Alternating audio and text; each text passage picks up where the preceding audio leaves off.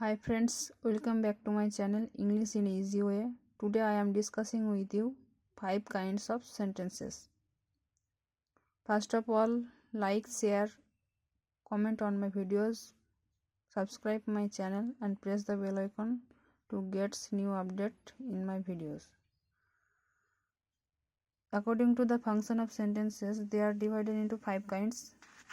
They are assertive sentence or declarative sentence, interrogative sentence, imperative sentence, optative sentence and exclamatory sentence.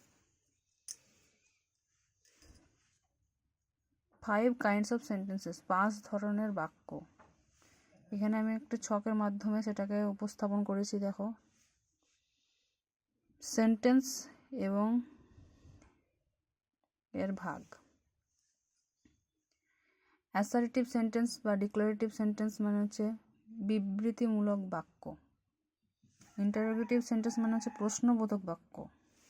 Imperative sentence মানে হচ্ছে আদেশ অনুরোধসূচক বাক্য। Optative sentence মানে হচ্ছে ইচ্ছা বা প্রার্থনাসূচক বাক্য। আর এক্সক্লেমেটরি মানে হচ্ছে আবেগসূচক বাক্য।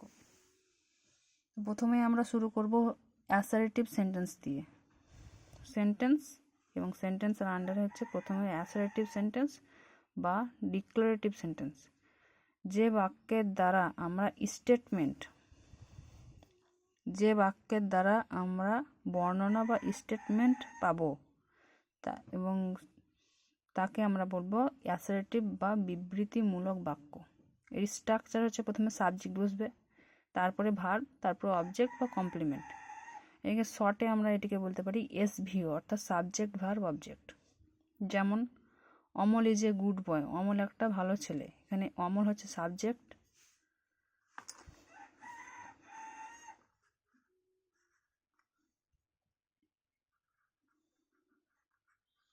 ইজ হচ্ছে ভার্ব এবং এ গুড বয় হচ্ছে অবজেক্ট। আবার he goes to school every day, এখানে হি হচ্ছে সাবজেক্ট, গোজ হচ্ছে ভার্ব এবং টু স্কুল এভরিডে এটা হচ্ছে অবজেক্ট বা কমপ্লিমেন্ট। সুতরাং এই অ্যাসার্টিভ সেন্টেন্সের যে স্ট্রাকচার সেটা হচ্ছে এসভিও, সাবজেক্ট ভার্ব অবজেক্ট। 2 নম্বর হচ্ছে ইন্টারোগেটিভ সেন্টেন্স। ইন্টারোগেটিভ মানে হচ্ছে একটা প্রশ্ন ছুড়ে দেওয়া, প্রশ্নসূচক বাক্য। যে বাক্যের দ্বারা আমরা প্রশ্ন পাবো বা প্রশ্নবোধক চিহ্ন পাবো তাকে বলে ইন্টারোগেটিভ সেন্টেন্স। এখানে প্রথমেই সেটা প্রশ্নবোধক মানে প্রথমে আমরা বি বা হ্যাভ ভার্ব পাবো। প্রিন্সিপাল ভার্বের ক্ষেত্রে ডু বা ডাজ বা ডিড প্লাস মেন ভার্ব হবে, মেন ভার্বের পর অবজেক্ট বা কমপ্লিমেন্ট। যেমন তোমাদের বোঝার সুবিধার্থে এটাকে আমি প্রশ্নবোধক করেছি। Is Amal a good boy, Amal কি একটা ভালো ছেলে? আবার he goes to school every day, সে প্রতিদিন স্কুল যায়, সে কি প্রতিদিন স্কুলে যায়? Does he go to school every day. এখানে শর্ট ফর্মে আমরা এটাকে বলতে পারি VS verb plus verb subject এবং আবার ভার্ব অবজেক্ট, ভিএসভিও। এর স্ট্রাকচার ভিএসভিও মানে প্রথমে ভার্ব, তারপরে আবার সাবজেক্ট, তারপরে মেন ভার্ব, তারপরে আবার অবজেক্ট বা কমপ্লিমেন্ট। তো এই হলো অ্যাসার্টিভ আর ইন্টারোগেটিভ। এবার ইম্পারেটিভ মানে হচ্ছে আদেশ বা অনুরোধ। এই দুটো ওয়ার্ড থাকবে, এই দুটোর ভাব থাকবে। অর্থাৎ যে বাক্যের দ্বারা আমরা আদেশ অর্থাৎ অর্ডার, অনুরোধ এবং রিকোয়েস্ট বোঝাই তাকে ইম্পারেটিভ সেন্টেন্স বলবো। যেমন এর স্ট্রাকচারটা হবে ভার্ব প্লাস অবজেক্ট বা কমপ্লিমেন্ট, ভিও। যেমন শাট দ্য ডোর, দরজাটি বন্ধ করো, এখানে শাট দ্য ডোর এটা হবে অর্ডার। আর প্লিজ গো দেয়ার এবং এখানে প্লিজ গো দেয়ার সেখানে যাও, এটা হচ্ছে রিকোয়েস্ট। তারপর please give me a glass of water, এটা একটা রিকোয়েস্ট, আমাকে 1 গ্লাস জল দাও। Do not run in the sun, রোদ্রে দৌড়াদৌড়ি করো না, এটা হচ্ছে একটা order. Optative sentence optative sentence মানে হচ্ছে ইচ্ছা বা প্রার্থনামূলক বাক্য। এখানে কি থাকবে? উইশ অ্যান্ড প্রে, এই দুটো থাকবে। একটা হচ্ছে উইশ আর একটা হচ্ছে প্রে, এই দুটো থাকবে। এর উইশ বা প্রে প্রথমেই থাকবে মে। অপটেটিভ সেন্টেন্স চেনার একটাই উপায় হচ্ছে প্রথমে মে থাকবে, তারপর সাবজেক্ট থাকবে, তারপরে ভার্ব, তারপর অবজেক্ট। মে প্লাস এসভিও, যেমন মে গড ব্লেস ইউ, ঈশ্বর তোমার মঙ্গল করুন, এটা হচ্ছে pray. May he be happy, সে যাতে চিরসুখী হয়, এখানে এটা হচ্ছে উইশ, ইচ্ছা প্রকাশ করছি যাতে সে যাতে চিরসুখী হয়।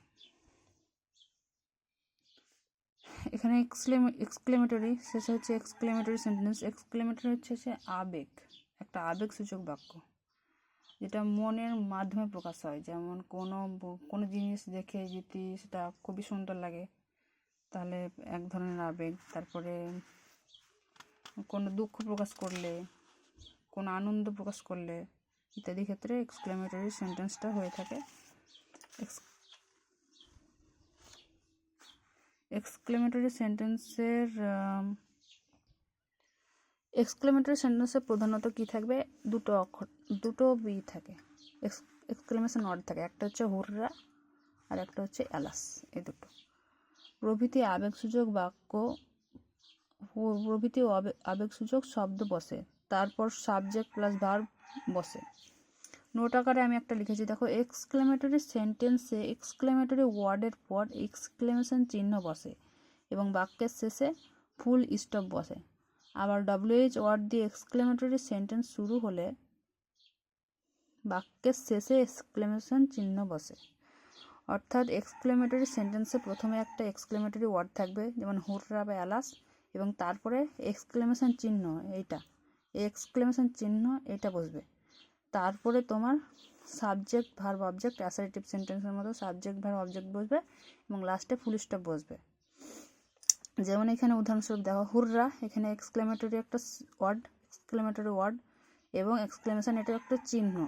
তারপরে এটা হচ্ছে সাবজেক্ট, এটা হচ্ছে হ্যাভ ওন হচ্ছে ভার্ব, তারপরে দ্য ম্যাচ, এটা অবজেক্ট, এটা সাবজেক্ট, এটা ভার্ব, এটা হচ্ছে অভিজে। আবার যদি WH দিয়ে শুরু হয়, যেমন what a nice bird it is, তাহলে WH দিয়ে যদি এক্সক্লেমেটরি সেন্টেন্স শুরু হয় তাহলে বাক্যের শেষে এক্সক্লেমেশন চিহ্ন বসেছে। অর্থাৎ মনে রাখার জন্য প্রথমেই এই 5টা যে সেন্টেন্সটিকে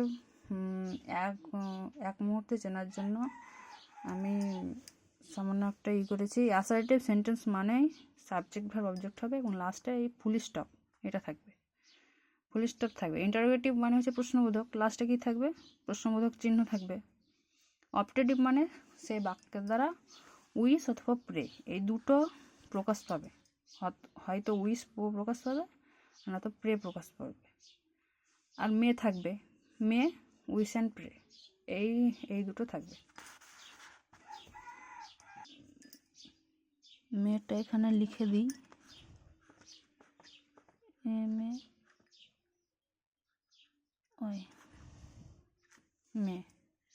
মে উইশ অ্যান্ড প্রে। আর ইম্পারেটিভ সেন্টেন্সে কি থাকবে? অর্ডার, রিকোয়েস্ট, এই দুটো থাকবে। অর্ডার অ্যান্ড রিকোয়েস্ট, এই দুটো পাওয়া যাবে imperative sentence.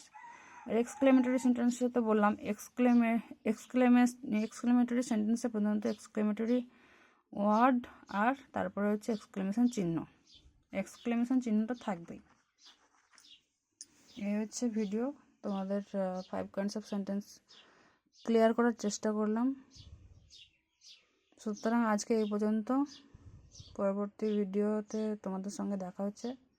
Tata, bye bye.